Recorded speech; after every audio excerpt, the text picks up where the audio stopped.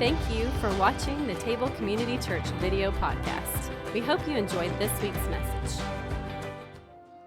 Pray with me. Father, waiting on you is tough. It's tough for me. And I know the problem is when you're teaching patience, you give us practice. But I trust you. I'm going to stand here and say that I trust you. I believe in you. God, help us to hear from you this morning. I want to do what you want me to do here this morning. And I pray that the words that come out of my mouth would only be from you. And that through only what you can do through your Spirit, you would speak to everyone here with the message that you want delivered today.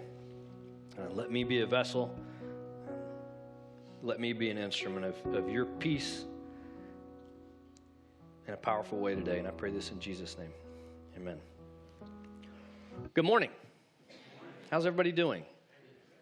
All right. Well, I told the first service this. I'll say it again. It's a little chilly.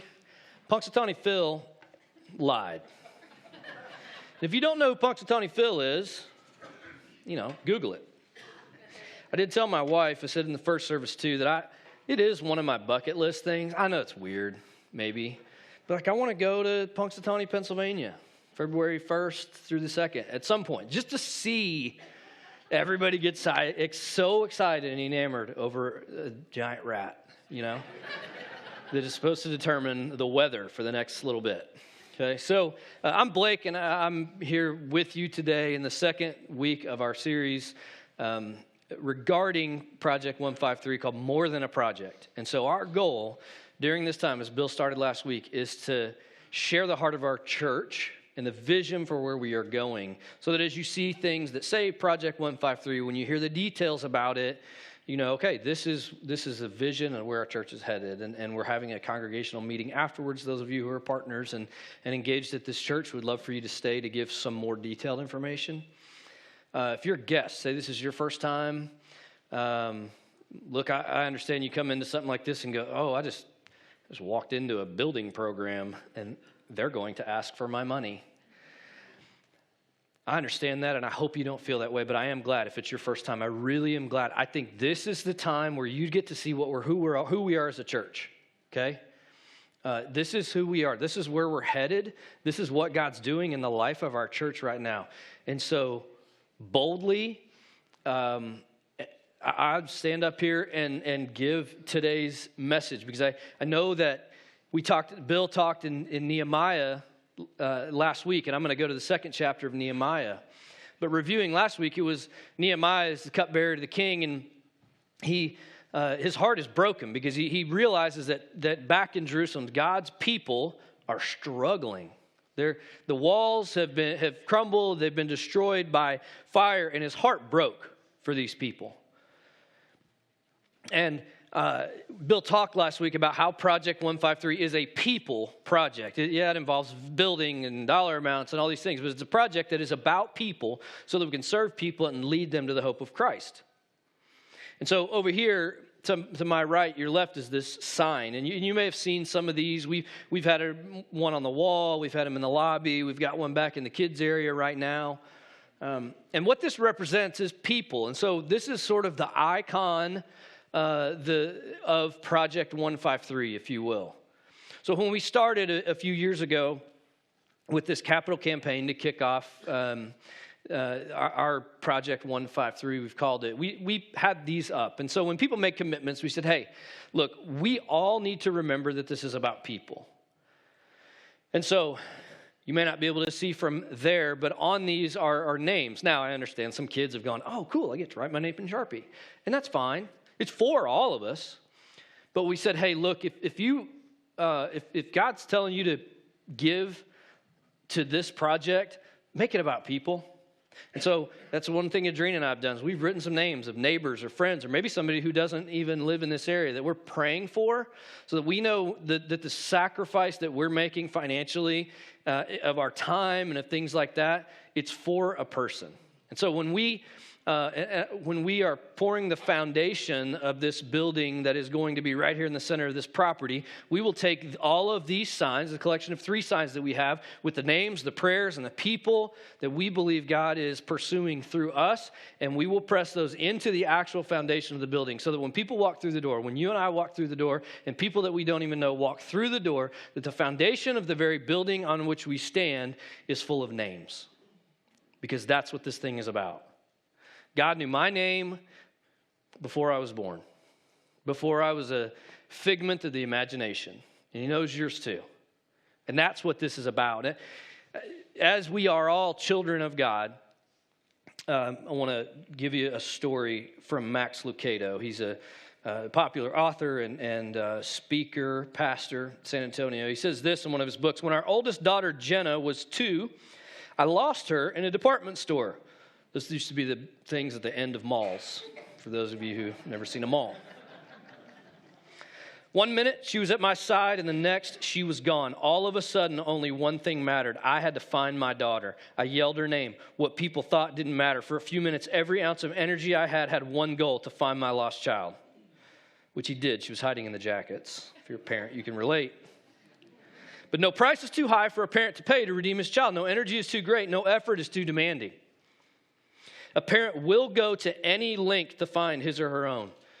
And so will God. If you're a parent, there's part of me reading that just then when I get about halfway through it that like my insides just go, because I think about that moment when you don't know. Maybe it's here, maybe it's you get a phone call that says, or a text that says, I've been in a wreck, and all of a sudden you don't know what's happening with your kid because you're not connected with them and it is out of your control. Look, the names here represent children of God, all of us children of God, and the God that we know recklessly and feverishly pursuing us having a relationship with him. I'm a follower of Christ and I'm a wreck on a regular basis. I can't imagine getting up on any day and not having the hope of Christ, not having the forgiveness. And I want that for people around here, and I hope you do too. That's where we are. I'm going to go back to Nehemiah. You can open your Bibles, or it'll be up here on the screen. Or if you're a YouVersion user like I am, you can go to the events portion down on the bottom right. It says more and then events. And you can go to the live YouVersion event that we have. So Nehemiah chapter 2, continuing where Bill was last week, says this: early the following spring in the month of Nisan, during the 20th year of King Artaxerxes' reign, I was serving the king his wine. Nehemiah was cupbearer to the king. I'd never appeared sad in his presence. So the king asked me, why are you looking so sad? You don't look sick to me. You must be deeply troubled. Then I was terrified. But I replied, long live the king. How can I not be sad? For the city where my ancestors are buried is in ruins, and the gates have been destroyed by fire. The king asked, well, how can I help you? With a prayer to the God of heaven, I replied, if it please the king, and if you're pleased with me, your servant, send me to Judah to rebuild the city where my ancestors are buried. The king, with the queen sitting by his side, asked, how long will you be gone? When will you return? How about that? He makes a bold ask, and no questions asked. It's jump, how high? There's no yes or no. It's only something he offered this prayer to heavens like, God, give me the strength in this moment because I've broken. I've turned the corner and I'm risking it all.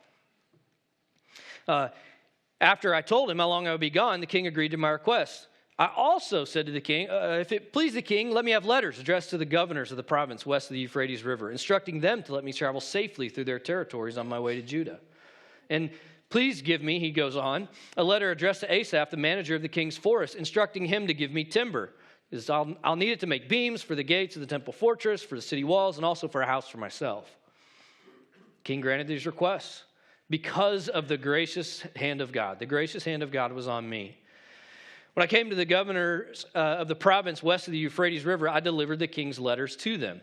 The king, I should add, had sent army officers along and horsemen to protect me, over and above what he even asked for. When Sanballat the Horonite and Tobiah the Ammonite officially heard of my arrival, they were very displeased that someone had come to help the people of Israel. Well, of course they were upset. In the world of kingdoms, you didn't want to give somebody else an advantage. Well, they had an advantage because this city was not fortified.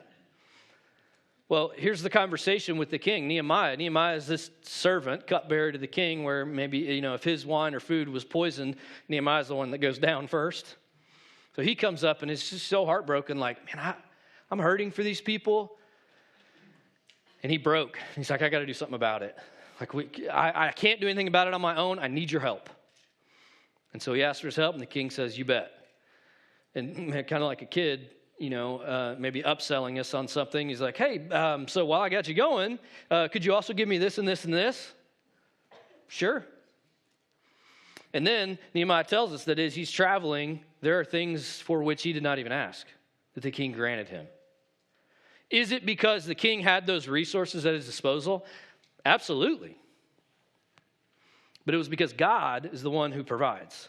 God provided through his people. God provided through the king in a very unlikely way for Nehemiah, who just said, God, can you send me because my heart's broken for these people? And so he did. He was bold. Here's the key. He was bold in his approach. He was big in his ask because he had gotten to a point where he broke and he had to do something about it. He asked those in authority, those who had the resources for him to go on mission, asked if he could go on mission for people that he may not even know their name. He knew their people group. But he asked to go make a difference in the lives of other people. And if we fast forward to 2019, I believe God's commissioned us to live on mission to make a difference in the lives of people that we may not even know. We may know a people group, but we may not know their names. We may.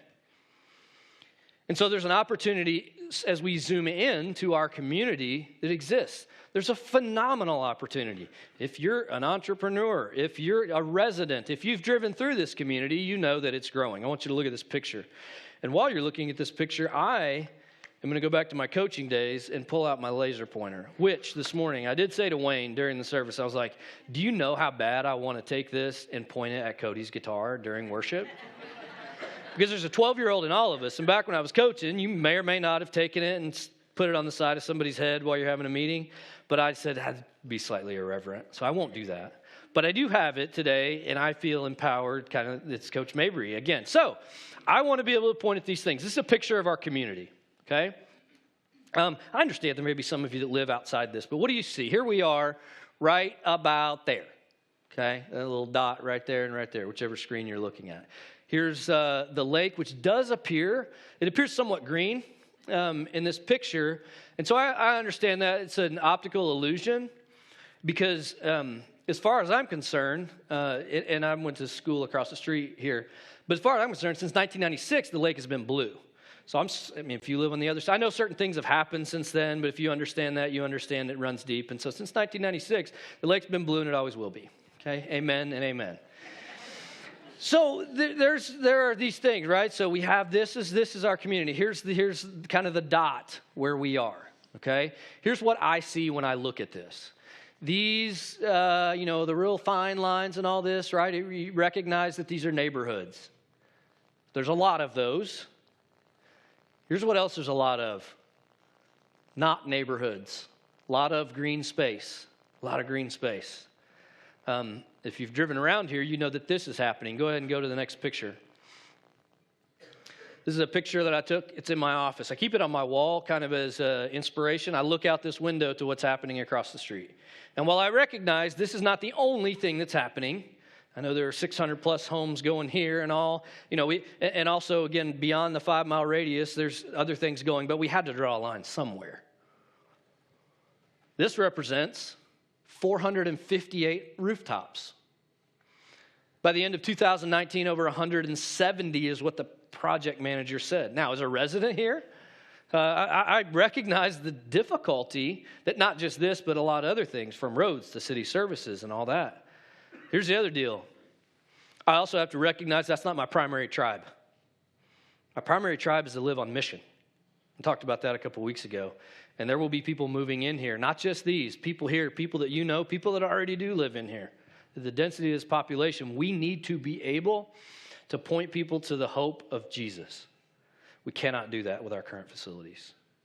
We called this thing Project 153 because there's a study done here a few years ago that said within a 5-mile radius of this campus, 6011 West Bailey Boswell Road, there were 107,000 people, 36,000 homes.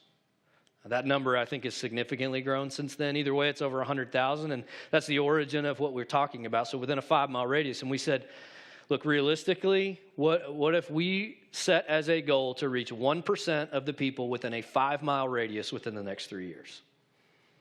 This is not an attendance goal, okay? This is a vision to say, man, Jesus is real, and we're all stumbling through this life together, but you need a hope of Jesus in your life. And so that's where Project 153 came from. I review some of the demographics. Bill hit them last week. I've already started with them. 67% of the population on our map here, if you put the map back up. As you look at this, I want you to hear these things. 67% have white-collar jobs, 33% blue-collar, 63% is white, non-Hispanic. Next largest ethnic group is 25% Hispanic. African-American, 6.5%. The largest segment Bill talked about, these mosaics last week, is what they called moderates, people in their 40s trying to stay out of trouble. Second largest would be fast-tracking couples slightly younger than me in their 30s, dual income, career-driven. Some would refer to as dinks, right? Double income, no kids. Drina and I never had that. We never got to have that because we started off with a kiddo, so slightly jealous of some of you. And then there's a family matters most, which some of us are maybe in multiples, 30-ish, and their lives revolve around the activities of their kids because we know those are somewhat endless. But here's some interesting things. 62.5% say they don't trust religious leaders. Almost 70% say the church is too focused on money, and you may say that today. 68% say religious people are too judgmental. That can be the case. For those who claim to be Christians but aren't involved in church, they don't attend church, 70% say because it's boring. Look, we had some good music today, so at least we have that going today, and hopefully it's not boring. But we have a unique position in this community. 3 keys to successful business are location, and thank you. We have one of the prime locations in this community. Across from a high school, neighborhoods growing, multiple neighborhoods, demographics, that sort of thing. We are, in the way that Fort Worth is working and annexing and all that, we are what's called a true enclave. We are actually in Tarrant County, not in the city of Fort Worth. And that's significant because as I talked to one of my best friends who's a pastor, they built before they were annexed, which would have cost them over $800,000 more just because of some of the things that you have to do being in the city. So we're in a unique position. Location, some of those things. I think socially and spiritually, we have a unique position in the community. While we are not competing against, as much as it may seem like Home Depot and Lowe's at times, we're not competing against any other churches in this area. But I do know there's a uniqueness about us. It's feedback of, we do things, we close down here on the 5th Sunday, and we transfer our worship into action in places in the community. We offer people who have endured terrible loss some hope. And it's not that other people aren't doing that, but I believe the way that we are doing things and the way that we receive people and allow people to hopefully believe what the T-shirts around here say, you belong, I believe that's true. And I think there's a whole lot of people who need that in this community. And we need to provide a place for them to belong. So it's about these people. And so, okay, that's the case. Now, here's the thing. We just sang a song about waiting, which is difficult. So when? When is the key? We've gotten to a point where, like Nehemiah, there's a breaking point. And we believe as part of the table leadership that now is the time. That now is the time to push go. Acting sort of as Nehemiah. We have these stories from the Bible and things that happen, and so we go, okay, how do we apply that to our lives right now? Well, to this situation, we said, I think this is a story where, there's a boldness and a risky ask and an act of faith in stepping out, and so we've said, I think this is where we need to lead our church. So that's what we're doing. With life, for people who are just living life as we know it, living the dream, to offer them hope and truly a place to belong, not just a place to attend church, a place, a community, a group of people to belong that points them towards the Lord. And this process, let me tell you a little bit about it. It's been really frustrating. About 18 months ago, we started a financial campaign. And when we did that, we had some designs, preliminary designs, concept designs of here's what this could look like. And it was really exciting. And we put pictures on the wall. And then we did some further design. And then we got some pricing. And we went, whoa, we don't think we can do that. And so you hit rewind and you go back and you redesign and you say, this is more efficient and maybe we can do this and maybe we can do this. Because we are chasing an economy in 2019. We are chasing an economy with the price of all materials and labor going up, and in an area of the world where labor is really hard to get. And so it's a supply and demand thing. And so there's been lots of work that's been going on behind the scenes for really the better part of a year. And it's really frustrated me. It's tough as a vision guy to not be able to give fruit, results. Much like trees in the fall, you need to feed them because they're growing roots. They're not growing up. You can't see anything. It's almost like they're dying. And that's the process that we've been in. I promise there's been stuff going on behind the scenes, and I think it's time that it's sort of springtime here, if you will. We at the end of 2019 had a bid process. We got our construction documents done, and we had two different builders to which we presented these drawings. And they went and they bid, and we prayed. Lord, I asked the elders and staff and some people to pray specifically, God, would you do something where we would say, that's only God? And so we got these numbers back, and they were on a $3 million project, over $600,000 different. And so there's a couple things, right? That much, then it's, okay, what's the catch? You know, you get what you pay for, and if you've got the weight of stewarding sacrificial gifts from people on behalf of people, it's like, man, we can't mess this up. And so over a grind of a month or so of asking questions, asking every resource we feel like we have, hey, what about this? What about this? What about this? Even a conversation with the owner of the company with the higher bid who said, I want you guys to do what you need to do. This is what you need to do. At which point you go, okay, now that we've checked all those boxes where we doubt things, we say, you know what? Maybe this is only God did this, put us in connection to make this happen. So after doing our due diligence and realizing that's where we are. It's time to move forward. And specifically, when we asked people to pledge, we received $1.2 million pledged.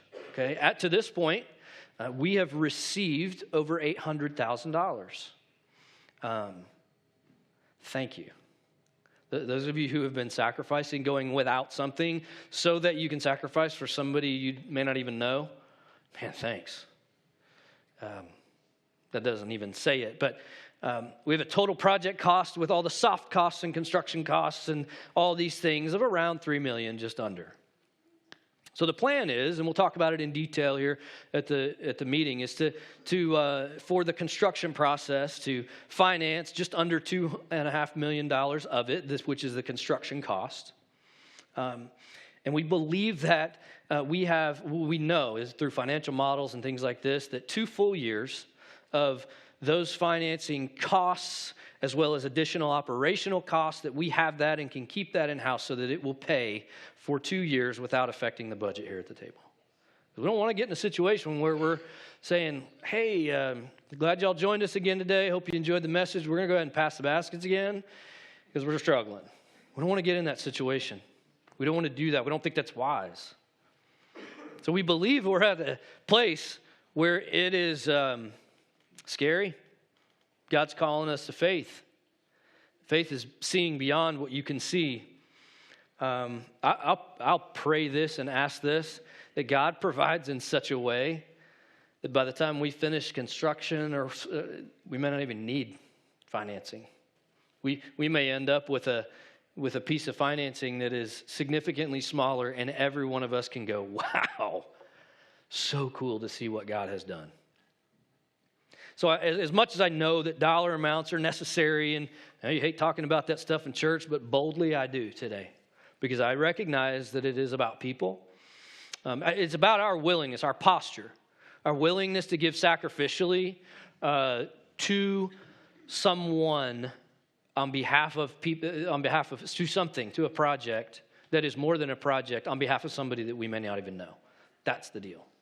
God will provide through the generosity and sacrifices of his people. He did it in Nehemiah, and he's done it throughout history. He's done it for me and my family. So what does it mean for you? Well, it means I think everybody has a role. I think that it's going to take us all to do this in a number of different ways. Bill is going to talk about that here in a couple weeks, so I'm not going to steal that. I'll just point to that. But each of us as an individual and as a family is on a journey. And when we posture ourselves for obedience and for sacrifice, what we do is we open the door for God to provide and God to do only what he can do. It's way bigger than us. Specifically, what might it look like here? It might look like saying, hey, I want to be involved in this. And you make a financial pledge. You go to project153.org. And you look around on there and you say, hey, you know what, over the course of the next however long, this is what I believe we want to do as a family. It may look like, hey, 18 months ago I made a pledge and things have changed in my life, or maybe I lost interest or whatever. Maybe your situation has changed. Maybe it's saying, I got to pick back up on that. Maybe it's adjusting it to where you are. Maybe it's a one-time gift that you give on behalf of people that you don't even know.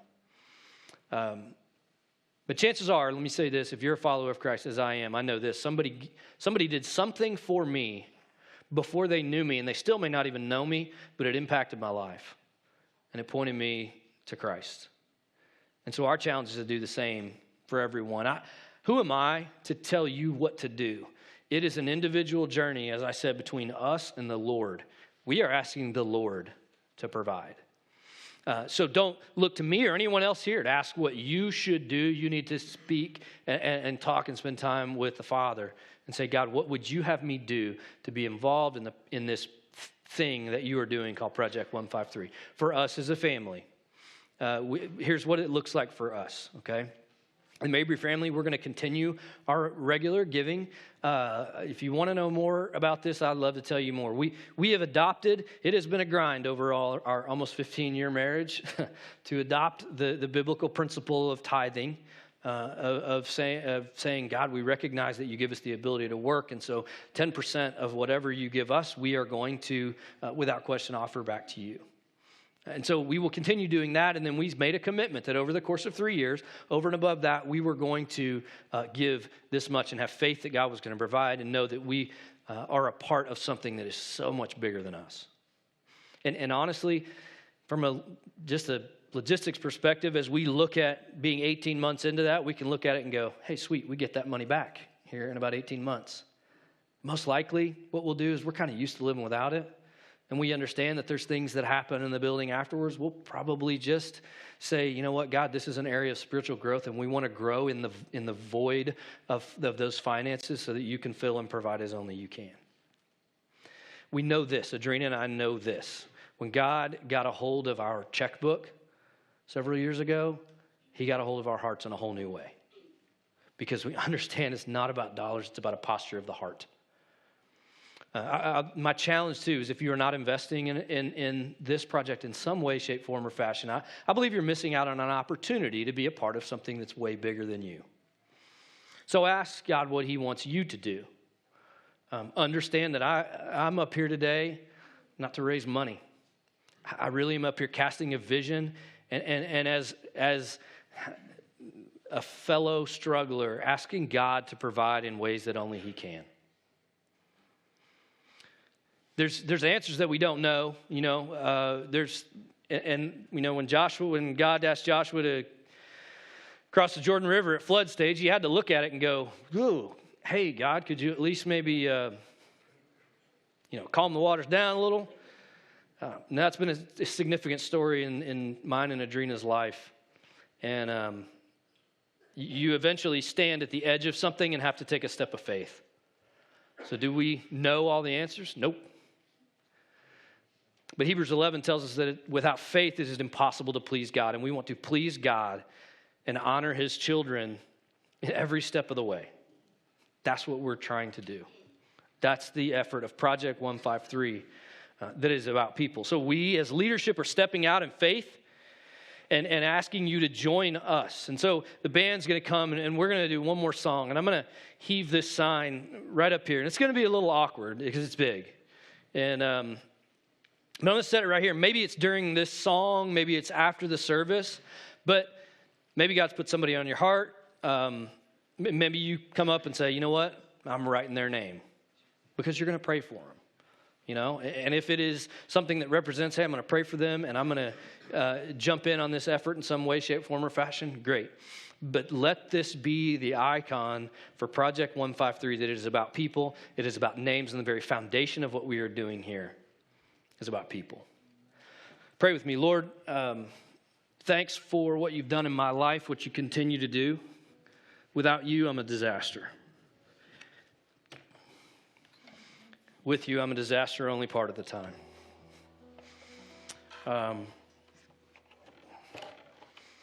Thanks that before my parents knew who I was, you knew who I was, you knew I'd be standing here today. There's people in here, people outside of this building who are hurting. And I pray that you would help us to honor what you have done and are doing here and are going to do with everything we do. I pray that we would be blown away by what you do. Just like Nehemiah had to have been blown away when he had security guards to go on the venture that he was. We know it wasn't easy for Nehemiah. It ain't going to be easy for us. It hasn't been so far. It's not about us.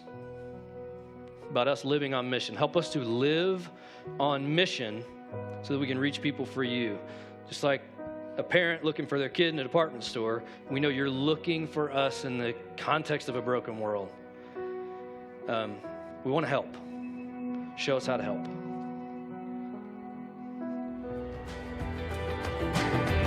Thank you for watching.